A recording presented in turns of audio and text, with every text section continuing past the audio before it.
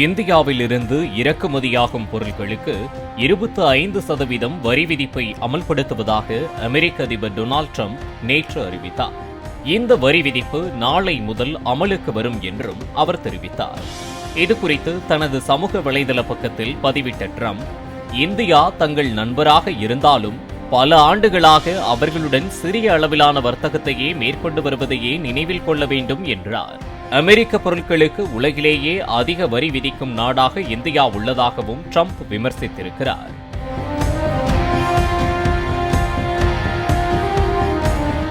உக்ரைனில் மேற்கொண்டு வரும் கொலைவெறி தாக்குதலை ரஷ்யா நிறுத்த வேண்டும் என அனைவரும் விரும்பும் நேரத்தில் அந்த நாட்டிடமிருந்து தங்களுக்கு தேவையான ராணுவ உபகரணங்களை அதிக அளவில் இந்தியா வாங்கியுள்ளதாகவும் அவர் குற்றம் சாட்டினார். சீனாவுடன் சேர்ந்த ரஷ்யாவின் மிகப்பெரிய எரிசக்தி இறக்குமதியாளராகவும் இந்தியா உள்ளதாகவும் குறிப்பிட்ட ட்ரம்ப், இந்தியாவில் இருந்து இறக்குமதியாகும் பொருட்களுக்கு 25% வரியை அறிவித்தார். அதேபோல் ரஷ்யாவிடமிருந்து ராணுவ தளவாடங்கள், கச்சா எண்ணெய் இறக்குமதி செய்வதால் இந்தியா கூடுதல் அபராதம் செலுத்த வேண்டும் என்றும் அவர் தெரிவித்திருந்தார். இந்தியா அமெரிக்கா இடையிலான வர்த்தக ஒப்பந்தம் தொடர்பாக 5 சுற்று பேச்சுவார்த்தைகள் நடத்தப்பட்டுள்ள நிலையில் ஒப்பந்தத்தை இறுதி செய்வதில் தாமதம் ஏற்பட்டுள்ளது.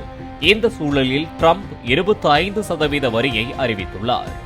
இதுகுறித்து விளக்கமளித்துள்ள மத்திய அரசு, நாட்டின் பொருளாதார நலன்களை பாதுகாக்க உறுதி பூண்டிருப்பதாக தெரிவித்துள்ளது. அமெரிக்காவுடன் நியாயமான, சமமான மற்றும் பரஸ்பரம் நன்மை அளிக்கும் இருதரப்பு வர்த்தக ஒப்பந்தத்தை எட்ட கடந்த சில மாதங்களாக பேச்சுவார்த்தை நடைபெற்றதாகவும் அரசு குறிப்பிட்டுள்ளது. இரு நாடுகளுக்கு இடையிலான பேச்சுவார்த்தையில் நல்ல முன்னேற்றம் ஏற்பட்டுள்ளதாகவும், ஆகஸ்ட் அல்லது செப்டம்பர் மாதத்தில் இருதரப்பு பிரதிநிதிகள் குழு பேச்சுவார்த்தையில் பங்கேற்கும் என எதிர்பார்ப்பதாகவும் மத்திய அரசு வட்டாரங்கள் தெரிவித்துள்ளன.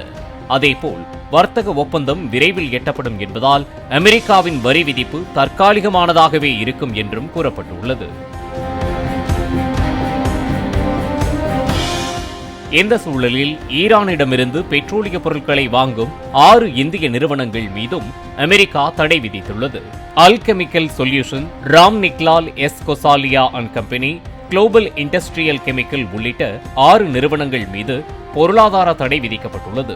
இந்த நிறுவனங்கள் ஈரானில் இருந்து மெத்தனால், டொலுயின், பாலிஎத்திலீன் உள்ளிட்டவற்றை ஈரானிடமிருந்து வாங்கியுள்ளன.